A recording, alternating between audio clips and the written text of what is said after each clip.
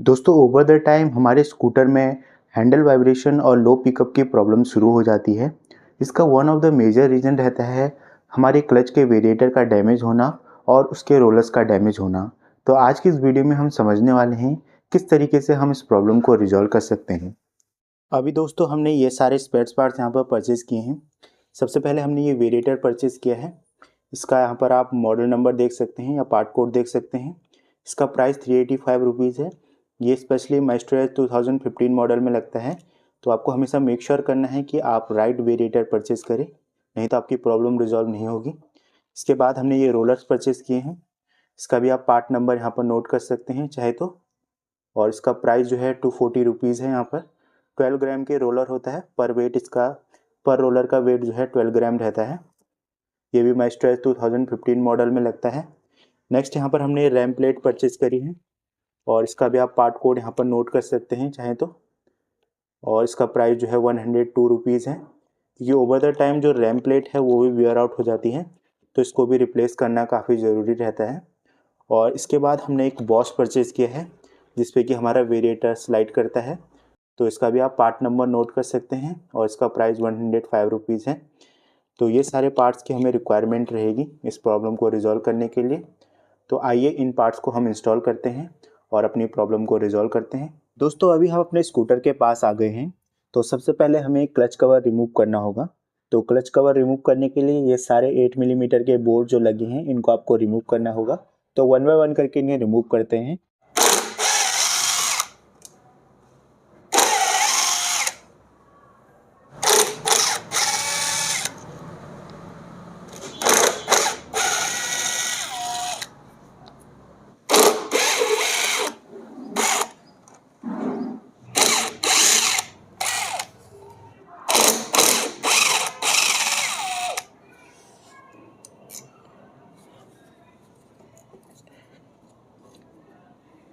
यहाँ से bolt remove करने के बाद आपको इस कवर को इस तरीके से बाहर की ओर पुल करना है और ये बाहर आ जाएगा। इसके बाद यहाँ एक बोल्ट लगा है, इसको भी आपको लूज करना होगा। सारे बोल्ट लूज करने के बाद आपको ये जो किक लीवर है उसको इस तरीके से नीचे की ओर प्रेस करना है। तो इसको प्रेस करने से आपका जो क्लच कवर है वो बाहर की ओर आ जाएगा। देन इसको आप जेंटली इस तरीके से बाहर निकाल सकते हैं। अभी हमको इसको पूरा सेपरेट करना पड़ेगा। सबसे पहले इस बैंडिक्स गियर का कवर जो यहाँ फंस रहा है इसको रिमूव कर लीजिए इस तरीके से।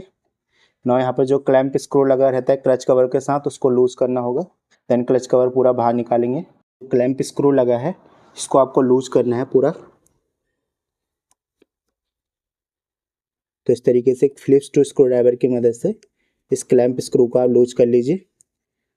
यहाँ पर थोड़ा डिज़ाइन यहाँ पर ख़राब है इसका, तो इस वजह से हमें इसको रिमूव करने में थोड़ा डिफ़िकल्टी होती है, बट आप अगर कोशिश करेंगे तो ये हो जाएगा।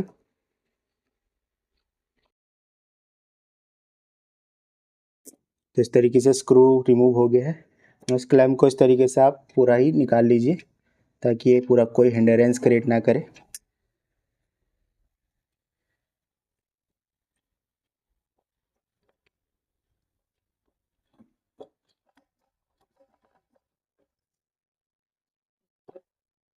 तो इस तरीके से क्लैंप बाहर आ जाएगा। इस तरीके से अपने क्लच कवर को पुल करके आपका क्लच कवर बाहर आ जाएगा। नाउ इजीली आप यहाँ पर सारा काम कर सकते हैं। यहाँ पर हमारे बैंडिक्स गियर रहता है, मेक श्योर करें आप इसको भी निकाल लें। तो इस तरीके से आप थोड़ा सा इसको विगल करके देन बाहर की ओर पुल करेंगे तो ये इस तरीके से आ जाएगा। ये बैंडिक्स गियर रहता है। यहाँ पर हम सबसे पहले अपना क्लच बेल खोलेंगे। तो उसके लिए यहाँ पर ये 19 मिलीमीटर का नट टाइटन रहता है, तो उसको हमको लूज़ करना होगा। तो इसको लूज़ करने के दो तरीके हैं। सबसे पहले तो आप इस तरीके का क्लच होल्डर लगा के देन इसको सॉकेट से या रिंग स्पैनर से लूज़ कर सकते हैं। और दूसरा तरीका है कि हमें इस तरीके के इम्पैक्ट रेंच लेके इसको लूज़ कर लें। तो इम्पैक्ट रेंच से लूज़ करना काफ़ी ज़्यादा आसान रहता है। सिंपली आपको लगाना है और इसको एंटी क्लॉकवाइज डायरेक्शन में देन इसको लूज़ करना है। तो इस तरीके से कुछ इम्पैक्ट में आपका जो नट है वो लूज हो जाएगा।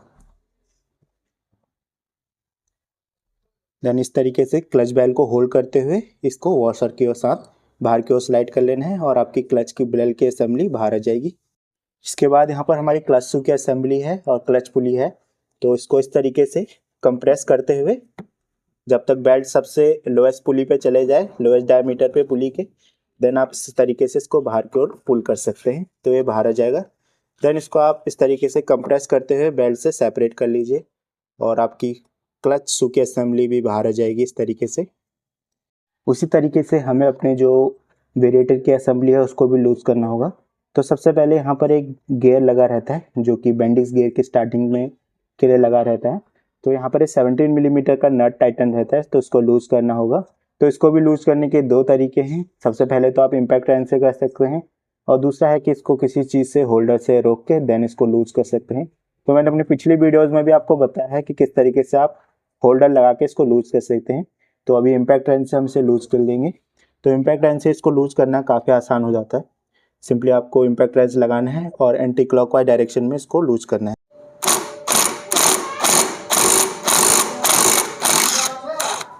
तो इस तरीके से ये 17 मिलीमीटर का नट यहाँ पर लूज हो जाएगा। देन यहाँ पर इस गियर को आप इस तरीके से किक रैचेट और वॉशर के साथ निकाल सकते हैं बाहर। तो इस तरीके से इसको विगल करते हुए आप इस तरीके से ये बाहर आ जाएगा। यहाँ पर जो बेल्ट लगी है इसको सेपरेट कर लीजिए। इसके बाद दोस्तों ये वेरिएटर बुश एंड रैम प्लेट के असेंबली को इस तरीके से प्रेस करते हुए अब बाहर निकाल सकते हैं। तो आप यहाँ पर इसका प्ले देख सकते हैं, कितना ज़्यादा प्ले है, बहुत ज़्यादा प्ले है, इतना प्ले चलता नहीं है एक्चुअली में। और यहाँ पर आप देख सकते हैं इसके अंदर क्रैक भी है, अगर आपको विजिबल हो रहा हो तो इस वेरिएटर के बुश के अंदर ये क्रैक भी है। और वहीं अगर आप नया वेरिएटर देखेंगे तो उसमें जो क्लियरेंस है वो काफ़ी मिनिमल है, काफ़ी कम क्लियरेंस है, इसमें काफ़ी ज़्यादा वियर आ गया है, इस वजह से क्लियरेंस काफ़ी ज़्यादा है। तो यहाँ पर आप रोलर की कंडीशन देखेंगे तो रोलर की कंडीशन काफ़ी ज़्यादा ख़राब है। रोलर जगह जगह से इसमें कट बन गया है, स्टेप बन गया है, इनमें फ्लैट सरफेस बन गया है, ये देख सकते हैं आप। तो ये फ्लैट सरफेस यूजुअली जो है रोलर को फ्रीली मूव नहीं होने देते, इस वजह से हैंडल वाइब्रेशन आता है। तो ये वेरिएटर पूरी तरीके से डैमेज हो गया है, तो इसको भी हमें रिप्लेस करना होगा। तो ये रैम प्लेट देख सकते हैं, रैम प्लेट में ये स्टेप बन चुके हैं, ये स्टेप काफ़ी डीप है, तो रैम प्लेट भी हमें रिप्लेस करना पड़ेगा। और ये बॉस तो रिप्लेस करना ही पड़ेगा क्योंकि ये काफ़ी ज़्यादा वियर हो गया है। बस इसमें से ये प्लास्टिक के स्पेसर हैं, तो इनको हमको निकाल लेना है इस तरीके से, सिंपली पुल करना है, इनको निकाल लेना है क्योंकि हम ये नए वेरिएटर में लगाएंगे। सो सबसे पहले ये नई रैम प्लेट है हमारी, तो नई रैम प्लेट में आपको ये जो प्लास्टिक के स्पेसर आते हैं इनको लगा लेना है। तो इस तरीके से ये प्रेस फिट होता है जस्ट।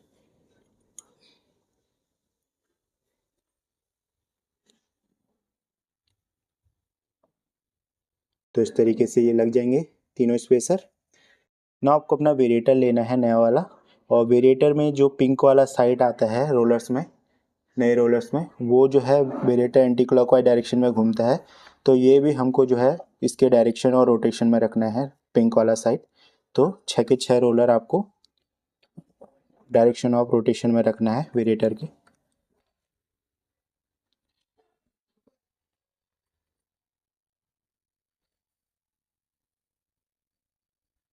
और इनमें ध्यान रखना है कि किसी भी तरीके का लुब्रिकेशन आपको अप्लाई नहीं करना है, नीदर ऑयल नॉर ग्रीस।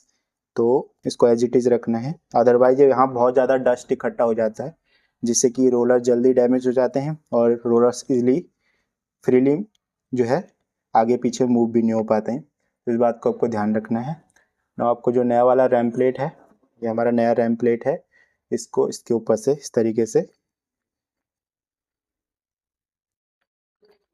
रख लेना है, इस तरीके से लगना है। अब ये लगने के लिए रेडी है, तो आइए हम इसे लगाते हैं।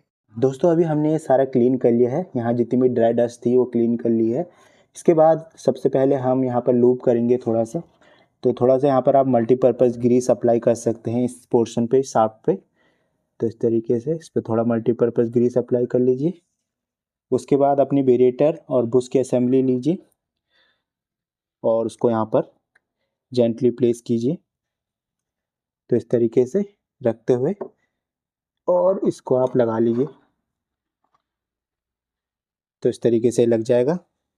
उसके बाद अपने को अपनी बेल्ट लेनी है और उसको यहाँ जेंटली प्लेस कर देना है, इस तरीके से प्लेस कर लेना है। उसके बाद आपको ये गियर लेना है और मेक श्योर करना है कि इस फेस पे कोई भी डस्ट या ग्रीस ना हो। उसके बाद इसको आपको स्प्लाइंस में इस तरीके से स्प्लाइंस बनी रहती हैं, इन स्प्लाइंस में इसको बैठा लेना है। उसके बाद आपको एक किक रैचेट लेना है और इसको भी स्प्लाइंस से साथ मिला के इस तरीके से स्प्लाइंस टू स्प्लाइंस मिला के इसको यहाँ पर बैठा लेना है। देन आपको ये वॉशर लेना है, इस वॉशर को यहाँ पर रख लेना है और उसके बाद जो हमारा 17 मिलीमीटर का नट है उसको वापस से टाइट कर लेना है।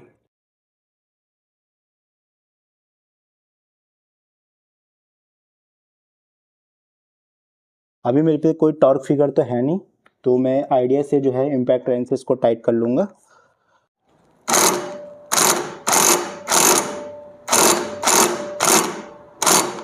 तो इतना टॉर्क सफिशिएंट है। इसके बाद दोस्तों आपको अपनी क्लच शू की असेंबली लेनी है और यहाँ पर इसको एमरी पेपर से क्लीन कर लेना है अच्छे से क्लच शू को। उसके बाद इस बेल्ट को इस क्लच पुली में आपको इस तरीके से रखना है एंड देन स्लोली क्लच पुली को कंप्रेस करते रहना है और जब पुली का डायमीटर सबसे छोटा हो जाए देन इसको इसके अंदर इंसर्ट कर लेना है इस तरीके से। तो इस तरीके से आपकी बेल्ट भी लग जाएगी। देन इसको ऐसे थोड़ा सा रोटेट कर लेना है जिससे बेल्ट थोड़ा टाइट हो जाए। इसके बाद दोस्तों आपको अपना क्लच ड्रम लेना है या क्लच बेल लेना है और इसके अंदर भी अच्छे से एमरी से क्लीन कर लेना है क्योंकि यहाँ बहुत डस्ट जमा रहती है। इसके बाद इसको simply splines to splines match करा के आपको अंदर प्रेस कर देना है। देन आपको ये वॉशर लेना है, इसको यहाँ लगा लेना है और इसके बाद जो 19 मिलीमीटर का नट उसको फिर से क्लॉकवाइज डायरेक्शन में टाइट कर लेना है। और इसका भी मेरे पे टॉर्क फिगर है नहीं, तो मैं इसको इम्पैक्ट रेंज से एक टॉर्क पे टाइट कर लूँगा, रफली टॉर्क पे।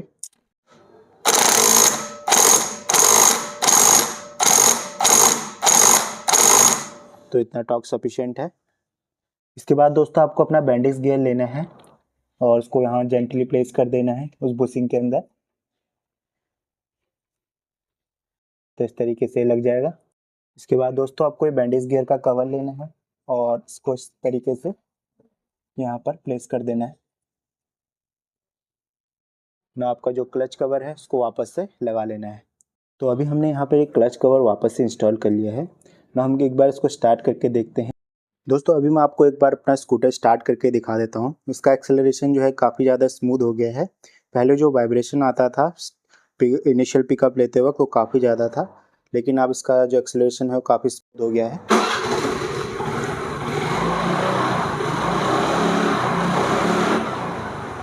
तो आप देख सकते हैं जब एक्सेलरेट कर रहा हूँ पहले यहाँ बहुत ज़्यादा वाइब्रेशन आता था इस हैंडल पे, लेकिन अब जो है वाइब्रेशन है वो ना के बराबर है।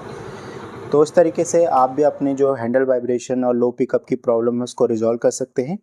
तो यदि आपको इस वीडियो का कोई सा भी पार्ट पसंद आता है तो ज़रूर से इस वीडियो को लाइक कीजिए और हमारे छोटे से चैनल को सब्सक्राइब कीजिए। Thank you.